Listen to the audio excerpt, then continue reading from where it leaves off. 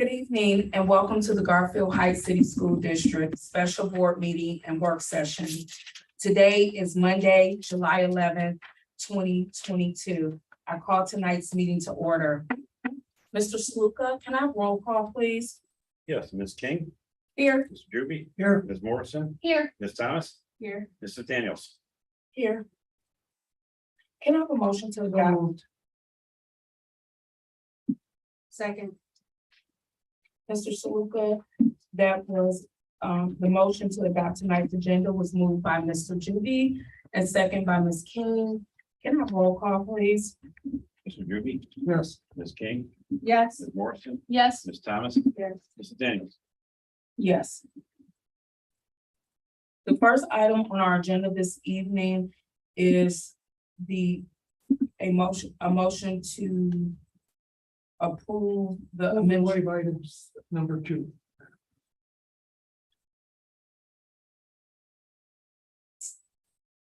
That was second. Second. Is there any discussion?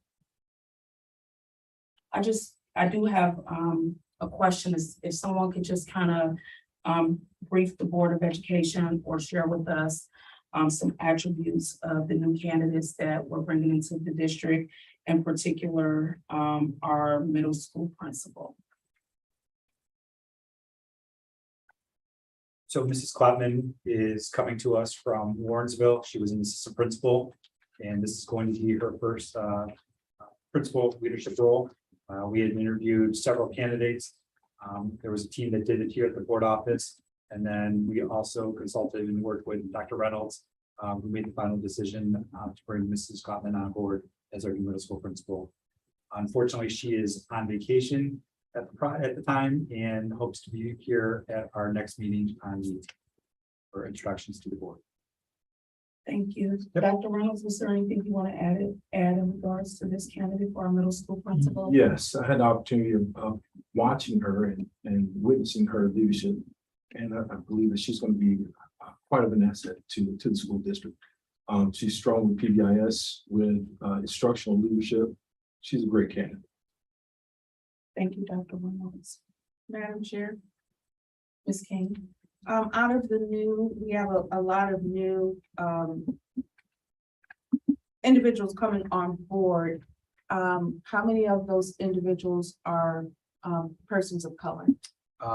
As of right now, we have, I believe, 5 or 6 candidates between administrators as well as teaching staff that have been diverse candidates that are coming into new to the district. Thank you. And John, the candidates were all the best candidates available. Correct. Thank you. And our supervisor of special education, do we know where she came from to share with the board? So she came to us from a charter school, but previously had worked for Warren City Schools for several years as an instruction specialist. And with her, also with CCIP training, we thought that she was the best candidate, which is a program that we need to really institute, and she was an expert in that, and so that will help us train the staff going forward for next school year. Thank you. Is there any other discussion on the items in item 2.1? If there's no other discussion, Mr. Sluka, that was moved by Mr. Judy and second by Ms. Morrison. Can I roll call, please? Mr. Juby, Yes. Ms. Morrison, Yes. Ms. King, Yes. Ms. Thomas, Yes. Mrs. Daniels. Yes. Can I have a motion on the recommendation that the board approve the certified staff items as presented in items 3.1? So moved. Second.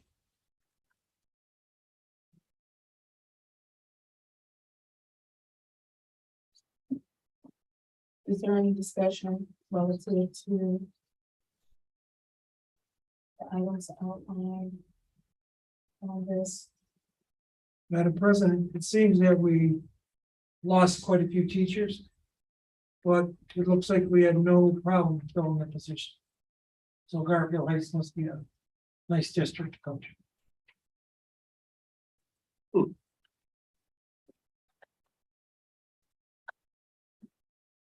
see a lot of teachers who are leaving who either taught me or who I worked with very closely. And I would just like to thank them for their service and their time here in the district.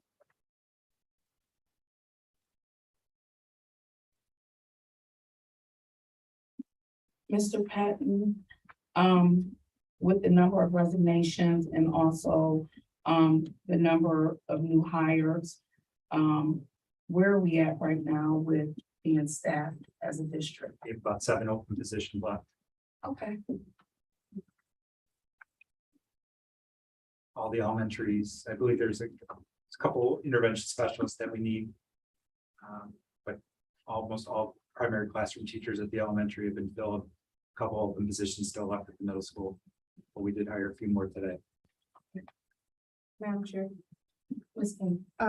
Mr. Patton, I heard you just say that you're working on hiring a few more. Do you have others in the pipeline that you're in various stages of Yes, hiring? yeah, we're working there's Okay. we have a couple that are, we hope to have an answer for by tomorrow. And we still have more interviews scheduled for the rest of this week as well. Thank you. Yes. With the educators, where do we find success in recruiting, these qualified and quality candidates? So obviously our Apple Track is the program that we use for our hiring process. That also goes to K-12 Job Spot, as well as Northeast Ohio Alliance of School Districts, which is a new program that aligns with Connect. So the applicants have 3 different various entities to find our job spots or vacancies and the ability to apply for them. Have we leveraged our relationship with Metro Patsy and our recruitment efforts? Not to this point, no. It's something we need to work on. Thank you. Is there any more discussion relative, Ms. Thomas? Just looking at some of the step levels, and the degree levels. Are we gonna do anything in particular this school year to help on board our teachers who are recent graduates or new to the teaching world? Yes, so there's various aspects that we do throughout the entire school year. So especially our first year teachers coming out of school. So we hope to hire a resident educator that will help work with them. They will be assigned mentors. Both myself and Mrs. Reisland will meet with new teachers throughout the entire school year to help support the initiatives that we have in the district. And building principals also meet with new staff throughout the entire year as well. So that's actually a candidate question that the candidates ask of us quite often.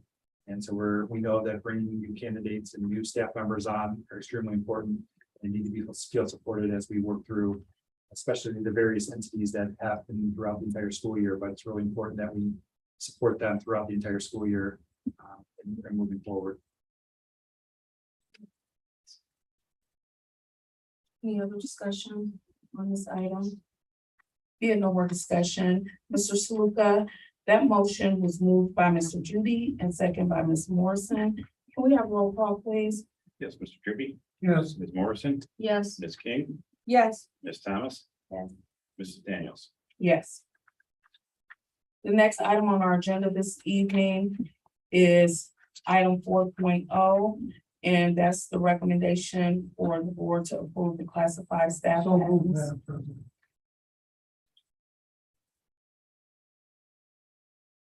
Second. And is there any discussion on these items at all? If I can make a quick comment on Mr. Karina, he has the opportunity to go work for a family member who is in a position to offer him a computer aided design job where he can work from home with his new family on top of learning a new skill. So he's actually has the opportunity to go do that. He is taking it, so I commend him for that.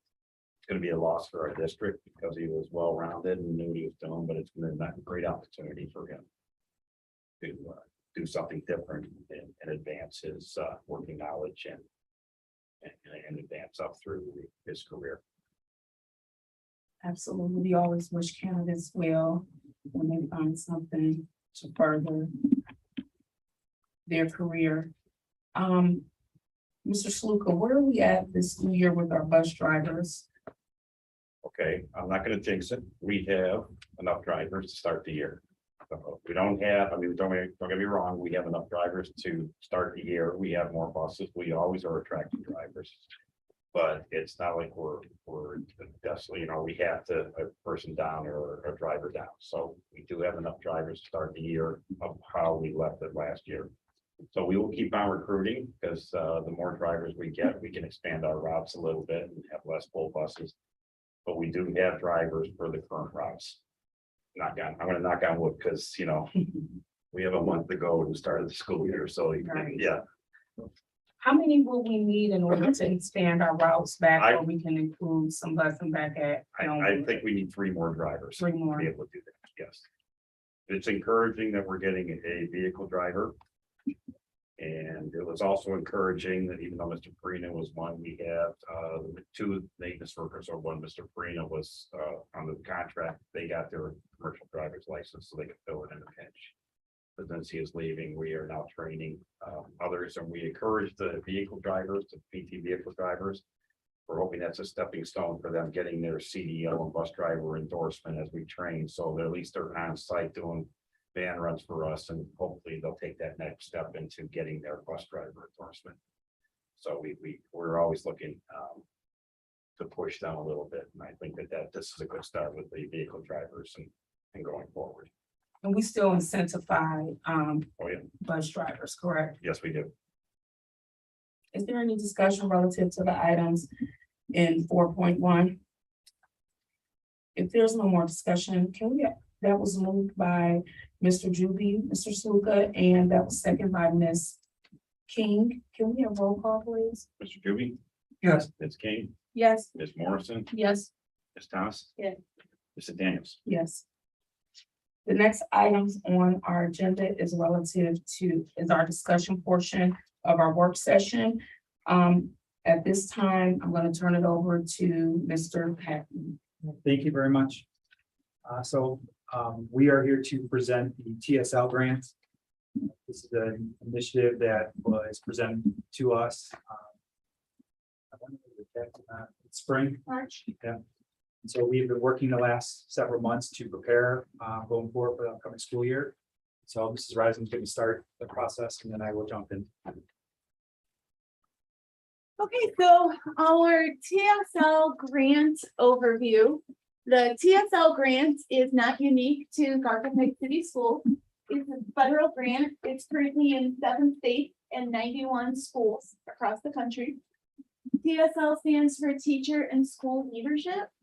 And the goal of the grant is to improve student achievement through adult practices. So they're looking at people to coach into adult practices to help close that achievement gap. With the grant, because it is a federal grant, there were quite a few parameters with which we need to work. And the framework that they have written up in the grant narrative is one of them, as well as the budget. Outside of those 2 things, we do have the autonomy to sort of decide what we'd like to do and how we'd like to go about doing it, as long as we follow their structure and their framework.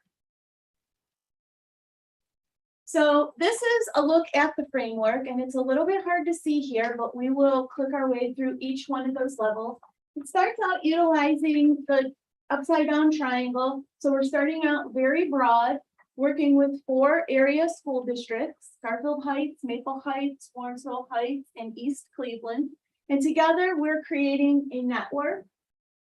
And kind of this year, we started working there at the network level to work together to identify common problems of practice.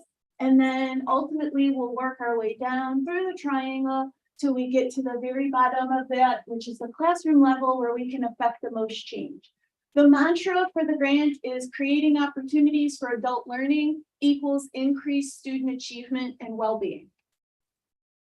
So starting at the network level, there are several priorities that have been identified. And the first one is that we will use an online platform. This online platform has not yet been introduced to us, but it is going to be the advanced online platform. It's basically a hub or a warehouse where we can keep all of our information. So Garfield Heights, Maple Heights, all of our data will go into this one warehouse where we will all have access to it. We're also going to use it as a hub for video recordings of lessons, teacher interviews, teacher feedback. So it's an opportunity for us to create this community of practice where a teacher who's teaching biology and has a stellar lesson in East Cleveland, one of our biology teachers here in Garfield Heights could have access to that and see it and watch it and learn from it as well. Another priority for the grant is annual events. They have not yet determined what these events will be, but we're hoping that in year 2, they'll be able to see a little bit of that to fruition. The communities of practice, again, that goes right along with the online platform. As we build our communities and as we gather our data and sort of fill up that hub, we'll have access to that information. The next one is an advisory council. This is in full effect. On our advisory council, it's Mr. Patton, myself, Mr. Saluka, and Dr. Reynolds will be a part of that. We're the 4 people who attend the advisory council meetings. Thus far, they have been meeting quarterly. They'd like to meet a little more regularly and analyze data across districts. So this is just going to be key district leaders discussing, sharing problems of practice, what pops, what are they seeing, what do we need to work on? And this again is very high district level, so we're not getting into too many details here just yet. And then their final priority across the network level is recruitment and retention. And here we're looking at an opportunity to convene again as 4 districts and being a part of the educator exchange, which brings together opportunities for us to build partnerships with historically Black colleges and universities and, you know, continue to create that pipeline between those schools and our districts. Can I back up one thing? So one of the things that of all the 4 districts that are part of this, we're all like-minded. And so obviously that working through this, especially with the recruitment and retention piece, is that oftentimes we're competing against each other for staff members to come into the district. So the idea is to work to collaborate from there to build that partnership so that we're not competing against one another. Then coming down one level in the triangle is looking at district level priorities. And so these are priorities, again, identified by the grant writers, that this is what we would look at here in our district. The first thing is just a strategic plan. We have a new strategic plan, so we'll be one of those districts who's simply updating. There are some people who need to develop an entirely new plan. And this process is where we'll go and we'll be working through BLT to sort of do the work. So we have the higher level plan at the district level, and then the BLTs implement the work. A next priority is a leadership academy. The grant is very big on further developing principals, so people who are already in leadership roles and kind of pushing them a little further and allowing them to have that successful implementation of continuous improvement, knowing what it takes to be in continuous improvement and being able to push people further. Again, this work will go through TBT, BLT, and DLT. We also have a recruitment and retention piece here at the district level, and we've developed, each one of us has a consultant, and in Sean's consultant, they developed an entire 12-month process for that recruitment and retention piece.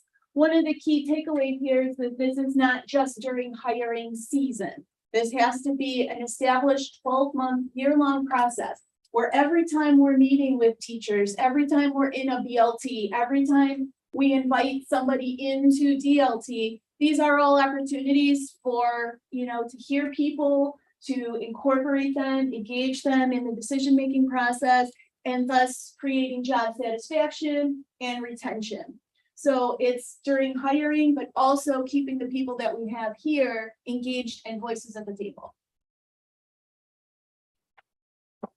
Next, we take it down to the school level priorities. We already have these things in place, this framework of a TBT and BLTs in each building.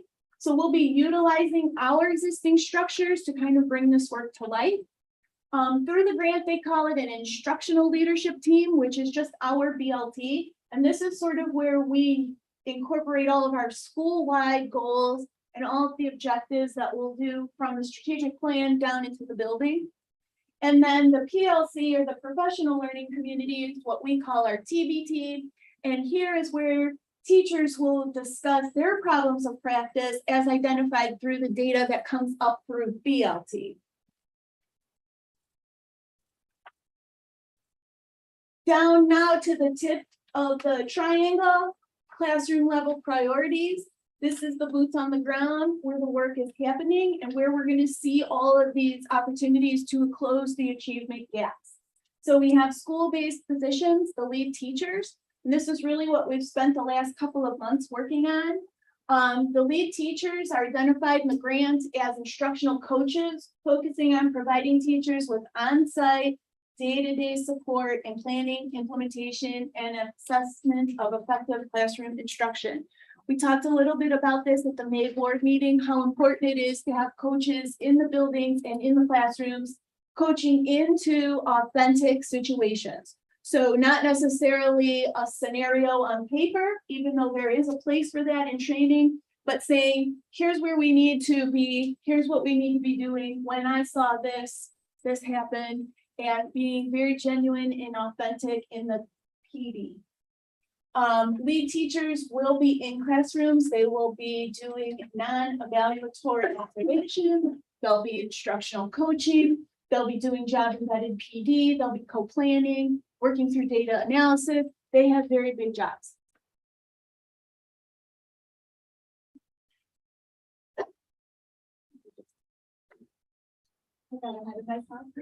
And then the next position, which we have not yet begun to work with, this will be in the second half of this school year, is the demonstration teachers.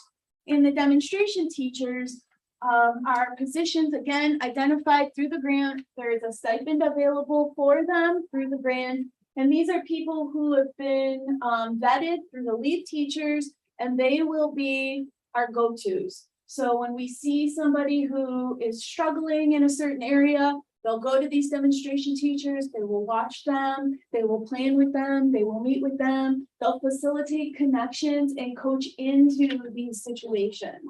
And again, there is a stipend available for the demonstration teachers through the grant, and we have to work this year to identify who those people will be. So that's an overview of the grant in general, peppered in with a little bit of Garfield Heights. And then here's just kind of what we've done since March.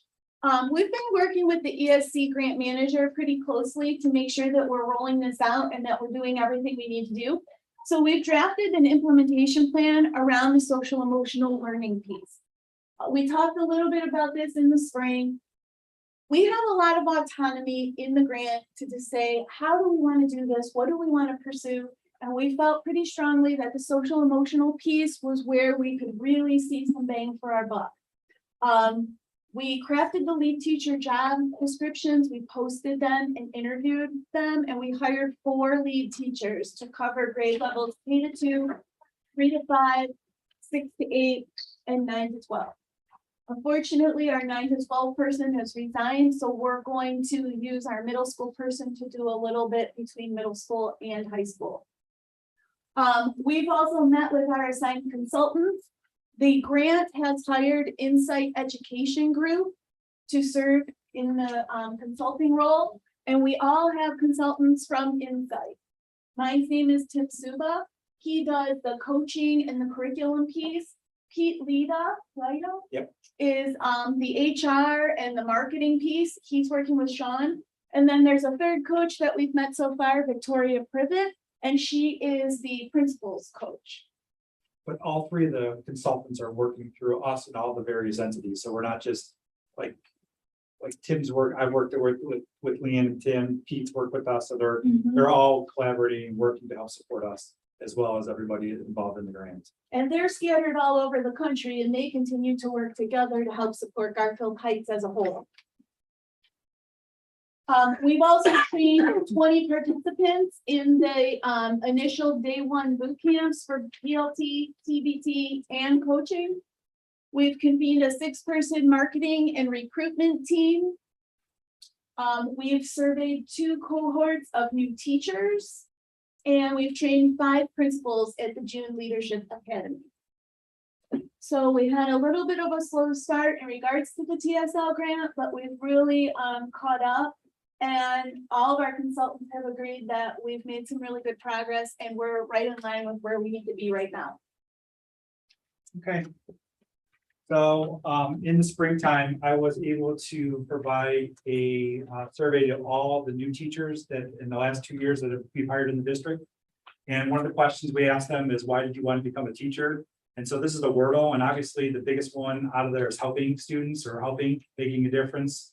So I just wanted to share that with you because it's commonly the goal and the mind, really, especially with the hiring season that we've had and all the work that we've done to bring in new staff. Really an effort for us to be important to have that mindset in place going forward from there. And the next one is, why did you want to work about Garfield Heights? And always the first thing they talk about was students. And so we thought that it was a really good way of that all our new hires and new staff that we brought in the district the last several years have really focused in on the work about becoming and working through and supporting our students each and every day. So the two things on the recruitment and retention piece of this is there's some short-term and long-term strategies. The short-term strategies are to develop and support a diverse recruitment and retention team that serves as the guiding coalition development of the district's strategic recruiting and retention efforts. So far, we've identified 6 staff members that have been part of that. We had 1 meeting back in June, and we will continue to meet monthly as Leanne kind of talked about before, working through that process. And again, creating a year-long schedule of events because just because we're in the hiring season right now, we really need to develop a system going forward, onboarding and working through this process with the team. So we will be meeting actually this week with Pete on our second part of our process, looking at where we are with our new hiring staffing, and then continue to build upon this. So we have to think this way. And the best way to say this is, especially with our new folks, we have to think like them and hire like they do. And so that means creating almost like a YouTube page for us in recruitment and retention. And so James Fruits, who is part of our communication team, is also a member of this team and will help us facilitate developing us using some of the things that we've done in the past. Well, if I choose Garfield, we're going to use that same mantra to help us recruit new staff members coming into the district going forward for the next couple of years. And so utilizing that, interviewing staff members, interviewing district personnel, all of us working through that process. All right. The last thing is the long-term strategy. The best way to say this, this is the year-long calendar that we have. Again, working through this, developing a strategy in place. Again, we are just going to continue to the next couple of months, look at what we've done this year for our hiring practices. And then in October, we really develop a plan for the website and then begin starting to recruit and ask students. And it's just a variety of aspects. So each month we have certain criteria that and markers that we will hit. And then have a plan in place and roll out, especially our marketing piece early on in the hiring season, like end of February, beginning of March is really the goal. But we will be doing things all year long and tying it into our district webpage going forward. All right, and the big long-term strategy is that everybody has a recruiter mindset. It's really kind of changing that process. That means everybody, it's students, all staff members working through this, the board, as well as central office administrators having that peace in mind, what we're working through of trying to continue to bring people that want to work in our district going forward from there. Again, establishing a partnership of hiring and supporting educators of color is really a priority through this grant. And then to continue to build a recruitment and retention database, focusing on the strategic goals and the priorities of the district. And so there are 2 big components of this. Again, as Leanne shared with you, we started this in March. We worked very hard the last several months to get ourselves caught up. And again, our consultants were very pleased with the work that we've done the last several months. It has been a daunting task, but something that we have worked very hard in preparing for, and we will continue to work forward through the coming school year. And then we'll continue to update the board on the progress throughout the upcoming year as we make progress from here. Okay. Any questions? Yeah. Okay. A couple of questions. You talked about, and I think this was Leanne, you talked about the stipend for the demonstration teachers. I'm looking at the spreadsheet. line 72 talks about retention and recruitment bonus-based fringes. Are those just, is that the fringes on the retention and recruitment piece up top? Yeah, the fringe is, line 72 is for the fringes. Got it. So there are, I did not put this in the thing because you would never be able to see it. That's why I gave this to you here in the budget. There is a recruitment and retention, line item. And initially, we were told to hold off on it for now until we could tighten up a few things across the network. And now we're getting to a point where the grant, our year is September 23rd. So we have to have that money spent by September 23rd for the end of the grant year one. So we're looking at everybody who is working here getting a little bonus in September. And so that would be the 72. And that's gonna be where we get, line item 72 is that bonus piece, but then the fringes are associated with it as well. Got it.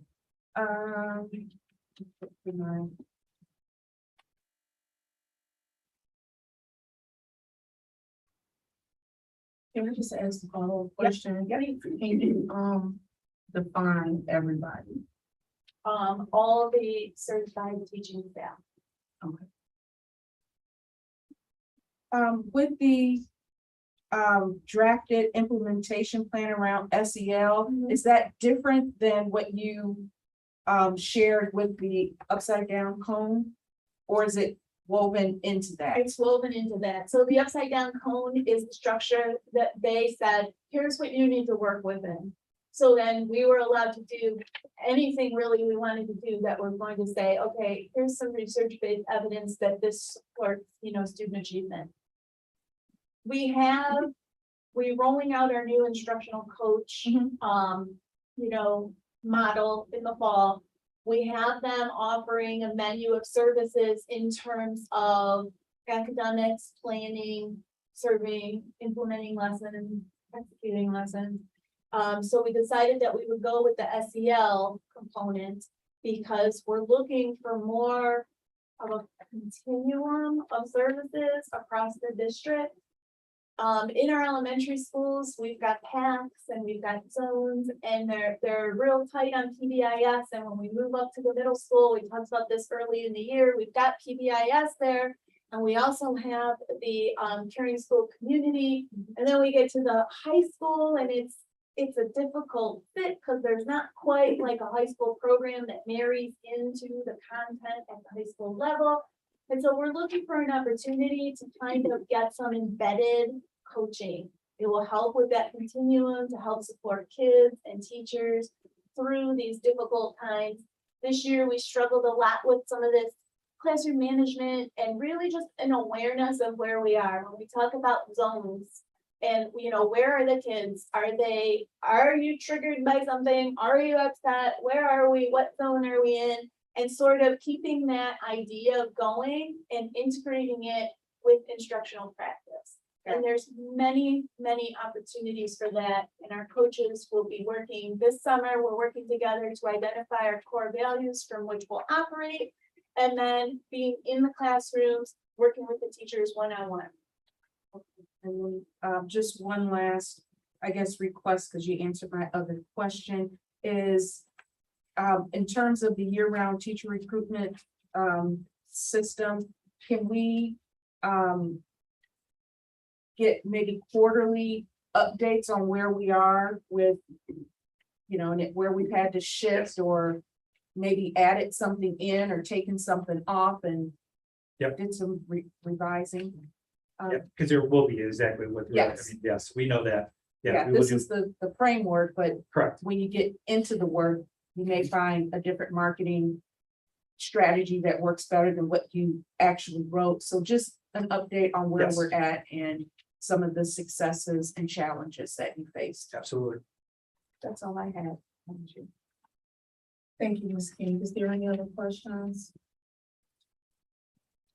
Leanne. Can I make another statement? Absolutely. Just thank you for your leadership in this grant. I know it's been a heavy lift. And thank you for the thorough explanation, because it's a little different than what we had talked about in the very beginning when we approved the grant. So it's making a little more sense to me now, but again, it wasn't exactly what we thought we were getting. But I think that it would definitely benefit our teaching staff as well as our scholars. Agreed. Is there any other questions? Exactly what Ms. King said. I'm just trying to wrap my mind around where I thought it was one thing and just getting the clarification on what we're actually working with here. So I think you answered this, but I just need to get it clarified because I'm processing things a little differently today. How many, so we have lead teachers and lead coaches, or So what's the two? they're Tell me. They're actually two totally separate things happening. But they are actually gonna be working together quite a bit, because we don't want it to be two separate plans going forward. They're gonna be following very similar coaching models. They're just gonna be talking about different topics. So our instructional coaches are going to be looking at lesson planning, lesson delivery, lesson execution, you know, these things that are happening in the everyday classroom teacher relationship building. And then the lead teachers through the grant will be employing coaching strategies, but they're going to be focusing on social emotional classroom management. How many lead teachers will we have? So we have 3 right now. Okay. But we have, is that the one where we have 4? Yeah. So ideally, we want to have 4 lead teachers. And then how many instructional coaches?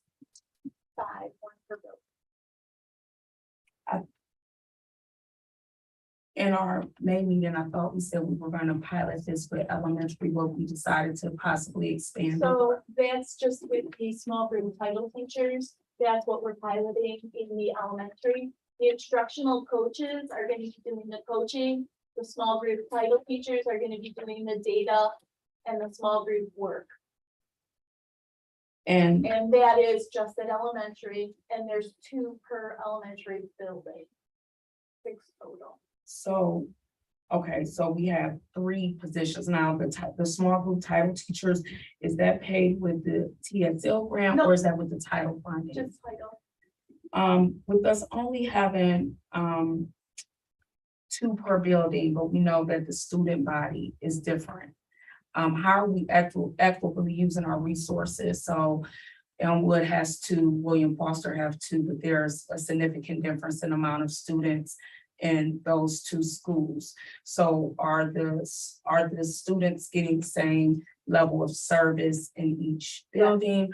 Or is data showing possibly that, you know, one of our buildings, students are struggling a little bit more than others? Are we just assigning them to distribute that we have equal amount of people in the building? Or are we looking at what the actual need of the building is as we're distributing these resources to make sure that the students have equitable access and opportunities to these resources? We're starting with 2 per building so that it's equitable in numbers. We're gonna place somebody in a K-2 grade level band, and somebody's going to do a 3 to 5. And then those individuals in each building, they're going to meet regularly to determine where are we, what do we need. We also have an opportunity to convene blitz teams where we pull them all together for testing, working through difficult times. Everybody can kind of come together and say, let's all go to Elmwood on Monday and Tuesday. We're going to be doing this in 3rd grade. We're going to be doing this in 5th grade. So we're starting with everybody put in a location in a school building, 2 per, assigned to grade level bands, and then they will look at data, and if they need to readjust, they will. Yeah, I get what you're saying, but you got what I was saying too, though, like, so our Elmwood K2 or whatever person is gonna have a significant amount less students than our William Foster K2. So, Well, we don't know that till we dive Okay. in and start doing the work. okay, because they won't be supporting all students, it'll be students identified as high need. Right.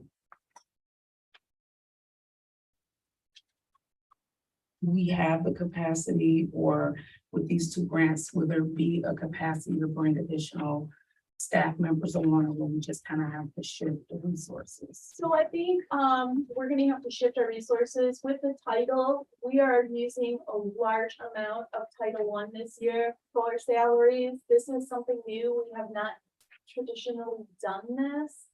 So, we decided that we were gonna shift quite a bit into salaries for this very reason, because we need people and we need them in very specific targeted places. So that's why we're doing that this year. The TSL grant is a reimbursement grant, and so they're reimbursing us for partial amounts. Not everything we're doing through that is covered in 100%. So if the need arises, we'll have to be more creative with our scheduling and our budgeting. But the TSL grant may also be extended beyond for another 2 years, 2 more beyond 2 more years. years too. So that's, they keep hinting that to us. So I would assume that this may be a 4-year grant. I thought TSL was 5 years. Now it was 2 years. It's 3 total, but we're closing in on the end of year 1. If they extend it, will they be giving more money? We would- That's what's up in the air right now. But this is a federal, I guess everything depends on the federal budget and so forth from there. So yes, there's a possibility. We'll wait and see. Okay, can you repeat to me again how many years this grant's for? 3. Because I'm wrapping my mind. around. We're going, yes, and it may be extended for 2, so it would be a total of 5 years, but Okay.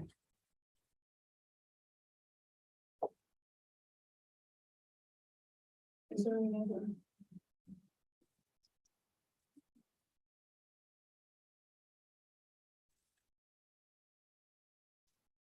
And like, what percentage of this grant would allow us to work on the recruitment and retention and promotion of teachers of color and just our staff overall? Because it seems like this give us an opportunity to focus on that, but it also give us an opportunity to retain and have retention across the board is necessary. We want to retain our great educators in this district, and it seemed like this grant is not as narrow as it originally was presented. So it gives us a broad opportunity to possibly do some retention efforts for all teachers.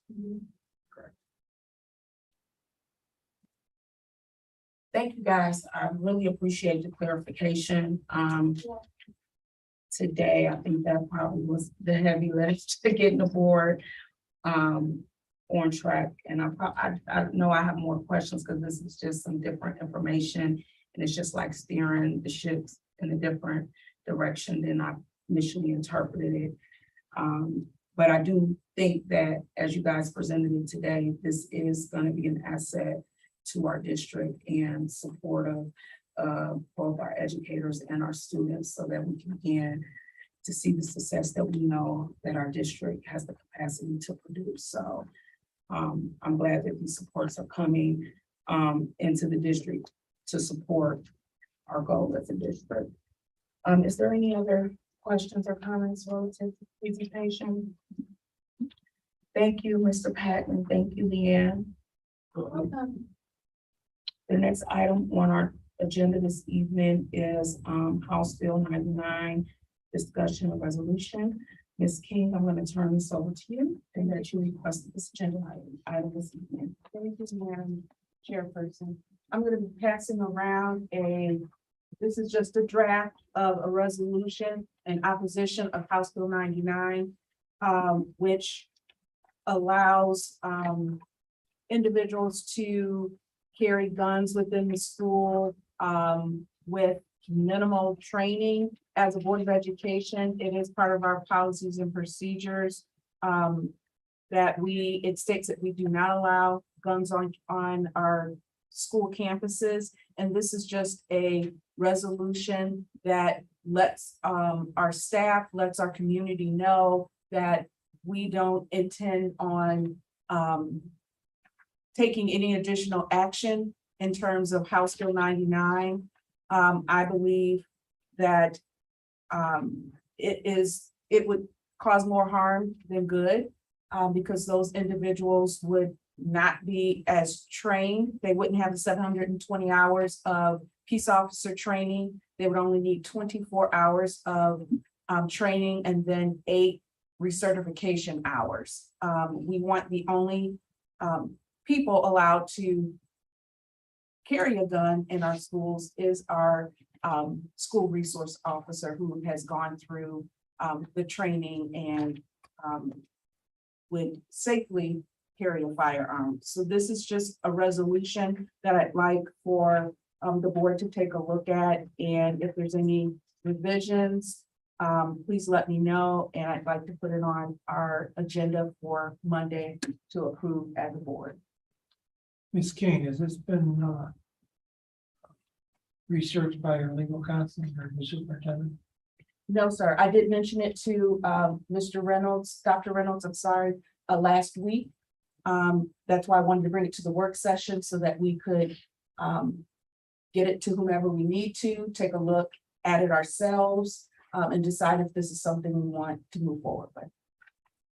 I would suggest that our legal counsel just make sure everything's proper. Do you have a copy of this? Like, I can- Can you email it to us? Yes, and Then would we you will forward file it it? onto our legal Yes. counsel, yes. Thank you. I'll do that this evening.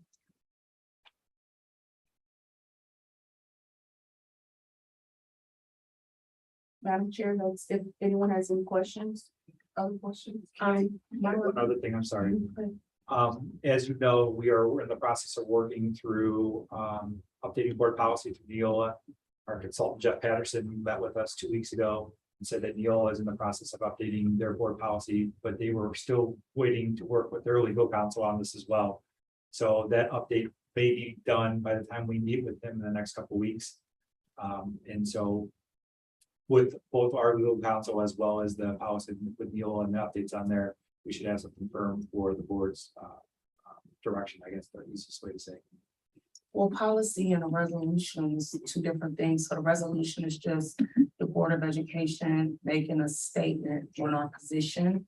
And it's not necessarily will affect policy right now. It's just saying where our policy is right now, and this is just where we stand on this. I do recommend that we have legal counsel look at this. And then I would also like to ask the chairperson of our legislative committee, is she okay with this moving forward to legal counsel without going through our legislative committee?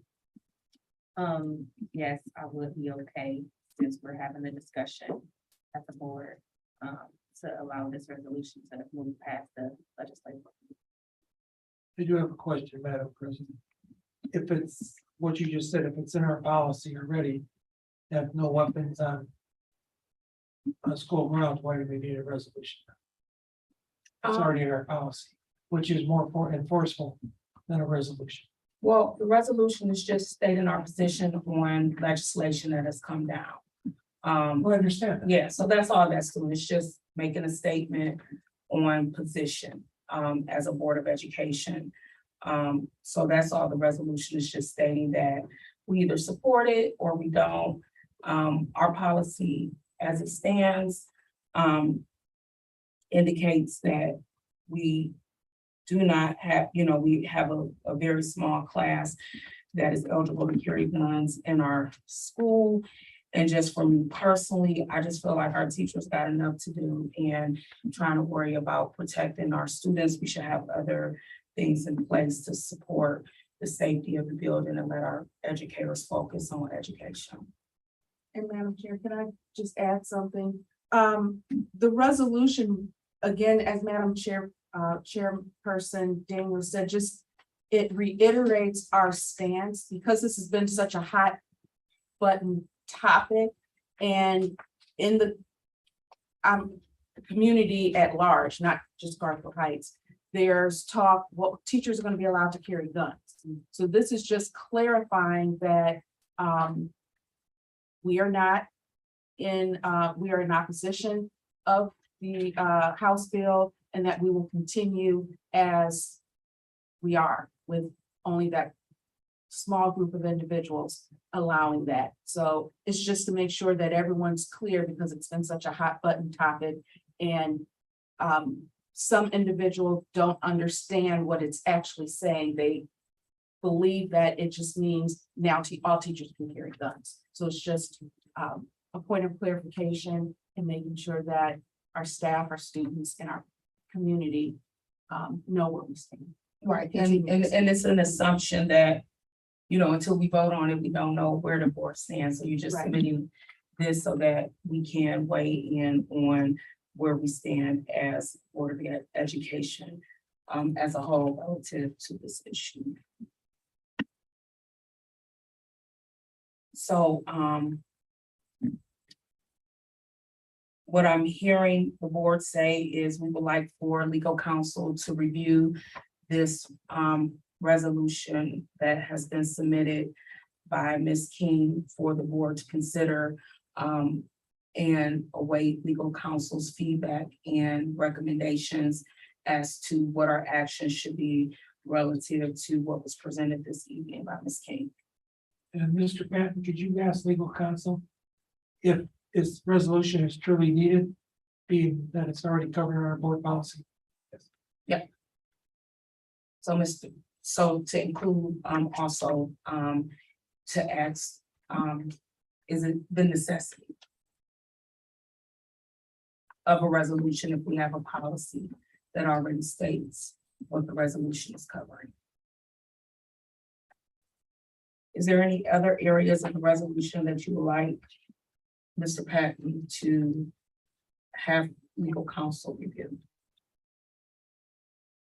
And also just allow the record to show that the chairperson of the legislative committee has okayed us to bypass the committee, and that we're having a discussion as a board as a whole. Madam Chair, can I make one additional recommendation? Yes. If it's found that our legal counsel feels it's not necessary to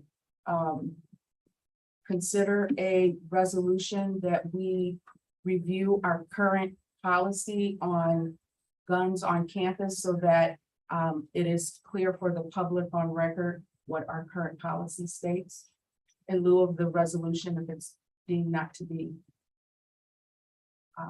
necessary. Yeah, I agree. I think that's something Sean had indicated that was about to come down. Some recommendations relative to that. So I believe what I interpreted Sean is saying is that Neola is actually working on some policy options relative to House Bill 99 for the policy committee to review also. But I do Yes, still we believe do- it's two different things. Yes, but I just want to make Yep. sure that we are letting our teachers, our community, our students know what our stance is and our current policy. So regardless of what Neola is bringing down the pipe, we already have a standing policy. So if Neola's not ready, can we review our current policy so that it is clear as we're moving into our school year what our policy states? Yeah, I think that's fair. And also maybe, I think what I really want to let the public know where we stand, even that we have a policy already in place and what it is, and we could probably do something with that, just with a statement. You know, there's things that has come down where our marketing has reiterated where the district is on some things. When we talk about like the mask and COVID, you know, it wasn't policy, but we did put things out for the community so they'd be clear on where the district stood on certain things. So be it a resolution, you believe that it's very important that we clarify to the community and all of our stakeholders where the district stands as it relates to educators carrying guns into the building. Thank you, Madam Chair. Is there any other discussion regarding that matter? If not, our next item of discussion is the tentative agenda review. First, I would just like to ask you guys, is there anything on the agenda for July 18th that stands out or that you need the board's special consideration?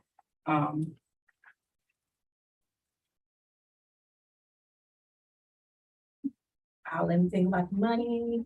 Once I put in my last month's notes that I have some follow-up last minute appropriation amendments and transfers and advances. I do have some adjustments to the transfers and advances, and what I did is I adjusted them actually downward, matched the needs. I think I over transferred and advanced amounts based on the final numbers, so I amended those amounts except for Title I, and you'll see that significant advance, but it does eliminate the negative fund balance for Title I, and the money will be coming in for that grant. Other than that, it's just like some final budgetary adjustments to be in legal compliance when the auditors come in next year. I see we have Sonic Partner Service Agreement on here, and I know last year we made some adjustments to their agreement, and that we brought one of our own staff members to take on some of those responsibilities. Has that been successful for the It has been district? real successful. Our supervisor of food service was supported through Masonic Partners, and that was just a support amount for her to help her like just ease into the position. And I think this year is going to be another step up for her. It was a learning experience, and as the year progressed, like anything, she got better at it. And I think the support of Masonic, which is the same support that we have with no change in cost, will also help her even get more confident in that position moving forward. And the goal is, in talking to Masonic, is even weaning Masonic off even a little bit more of the support next year in the number of days that they're in district versus like once a week, maybe once every other week, once a month. As we get through the contract, we're going to reevaluate on a regular basis to say, okay, maybe we need to not be here once a week. Maybe we could be here once a month or every other week, and let Julie run with and get more confident in some of the programming and some of the ordering and the menus and going out to the different buildings. One thing that her challenge was this year, and if you know Ms. Nichols, is that staffing levels were up and down throughout the buildings, and she kind of, no longer being supervisor, just went and filled it. So she supported all the buildings by filling in. If middle school needed help, she was there. If high school needed help, she was there. She was actually on the line doing and helping. And that's her nature. Even though she's a supervisor, she stepped up in the line and filled in where needed. Because especially in middle school, where we were challenged with everybody showing up for work every day. So, and that's just the way she works. And hopefully next year we're Mr. Pat's working on, trying to still recruit people for our food service program, and hopefully we can have a stable staffing levels in each of the buildings, and allow her to be more of a supervisor than actually jumping in. Although I don't think that'll ever stop her from jumping in where she can, and you can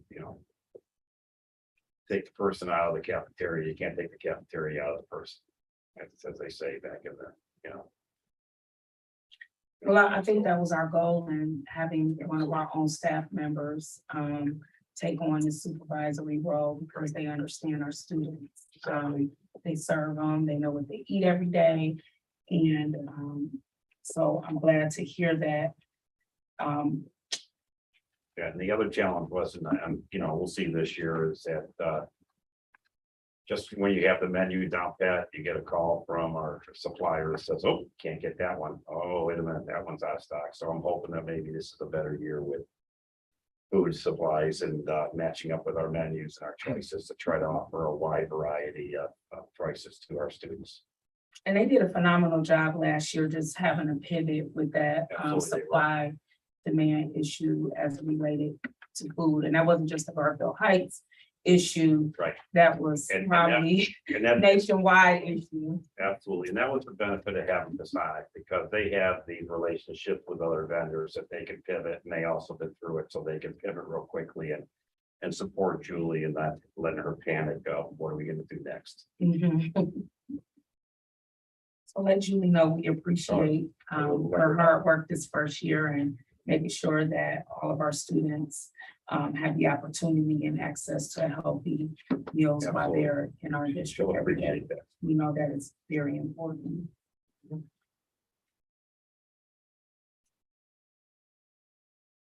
Yeah. Chair. Ms. Uh, King? Just a question around the curriculum, the adoption of Envision and also Ames Web. Are these, and I think I asked this, are these new curricula? Or is it something we're using and we just want to continue to utilize? No, they're new. We used to use Ames Web years ago. And then we went to Dibbles. We're going back to Ames Web because Dibbles does not talk nicely with our student information system. And it's always an issue uploading the data into the student information system and into ClassLink. So we're going back to Ames Web because they work better together. And the math curriculum for Envision is grade 6, 7, and 8. And that's completely different for them. This is a Savas product, which was formerly Pearson. And they were using an old workbook style. This is very interactive. The kids do get a workbook to write in. But it too is interactive. It's a completely different way of learning math. And is there a online component of it Yes, that the students can? a hefty online component. With these, with the curriculum that we have on our agenda this evening, I guess my question is, based upon, the equity policy, do we ensure, that these new curriculum items are culturally responsive, relative curriculum that provides meaningful and dynamic school experiences that are essential to student success? I believe so. The Envision is very nice. I think you would be very pleased with it. The Ames Web is not curriculum. It's it's just an assessment tool. Okay. And are we, what is the process like? Who is on our, do we have curriculum committee that vets these and? Yeah, so Liz Costa headed up this work because it was under math and that's under her umbrella. And she met with the teachers. They identified 3 different programs actually that they would look at. They sat in and had meetings. Some of them were virtual. I think this one, the Savas, was face to face. They came into the building, met with the teachers during their lunch period, showed them, opportunities for what they can offer. And then they identified 2 programs to pilot and just work through for the last few weeks of school. And this was the one that they hands down loved. And it's unusual that you find something in 6th, 7th, and 8th grade, and they all agree.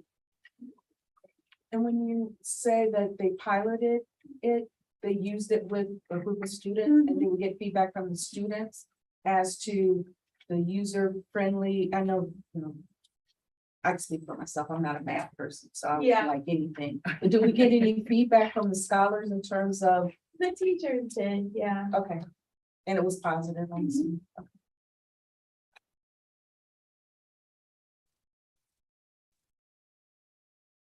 Thank you. Any other questions regarding this future agenda? If there's no other questions regarding the tentative agenda, our next item is Board of Education training update. Has anyone attended any trainings and or have anything they'd like to share with the board as a whole that they think that may be beneficial to us as a group to participate in? I do have a question, Madam President, about our board retreat. Mhm. In your email to the board, you said the retreat was July 31st from 9 to 2. It was going to be done by Russ Bennett, Yes. and in his response to you, he put in there 9 to 11. Well, there's a portion that Mr. Bennett is gonna be covering from 9 to 11. We're gonna have lunch, and then Dr. Reynolds is going to cover the second half of the afternoon. So I think Russ just put his time frame in there. For you. Yeah, so the retreat will be at the ESC. Is there any other questions?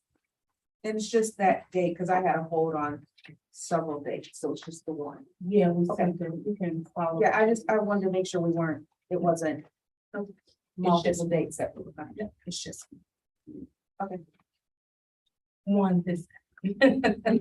I know we had, in years past, we had several days. Yeah, this is just one this time. Are there any other items for discussion of the board that was not on our discussion agenda today? Madam Chair, I just have one question. Regarding. Okay. Mhm. Regarding agenda item number 2. What is the difference between the director of special education and the supervisor of special education? So supervisor works, the director is the head of the department, supervisor will work in with the director. Help support and do a lot of the compliance work for the district, checking IEPs, meeting with outside various entities that we send our special needs students, outside placement. With the department, with the number of students that are in our district that are in special needs, there needs to be at least 2 supervisors, 2 administrators working in that department. And who formerly held that role? I did So it hasn't been filled for, several years, yes. Thank you.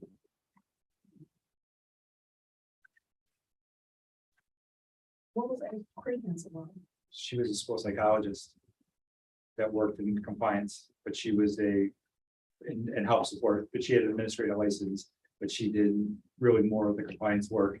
And then also filled the role because we did not have a school psychologist at the middle school last year.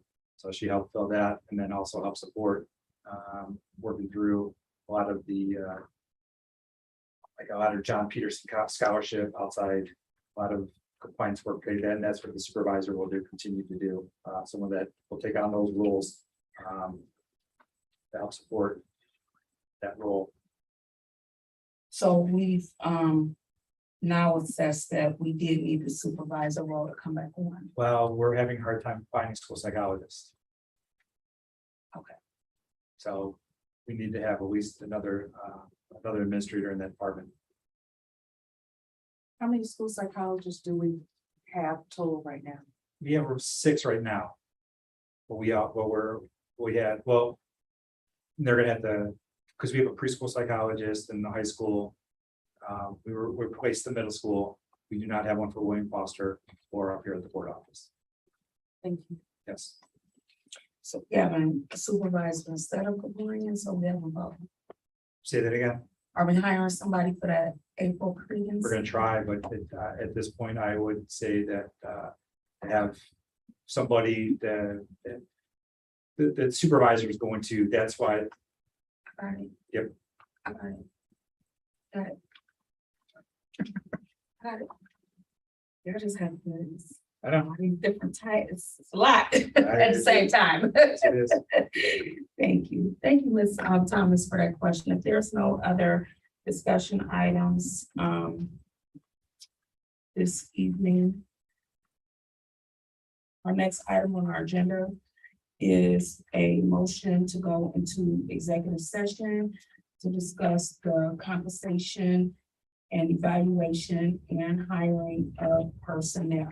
So moved. Second. Any discussion?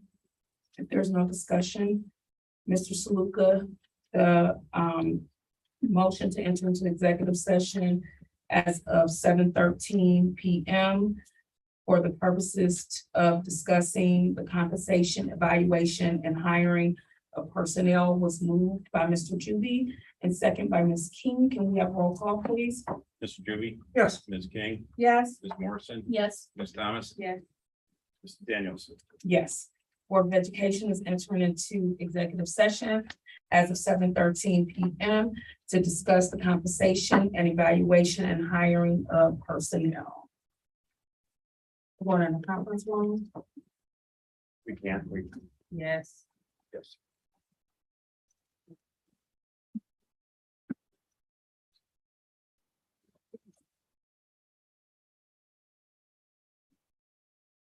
Thank you guys for coming. After we come out of executive session, it won't be any more actions this evening other than to close the meeting. You guys are welcome to stay for the closing of the meeting. Or thank you guys for coming this evening. Thank you.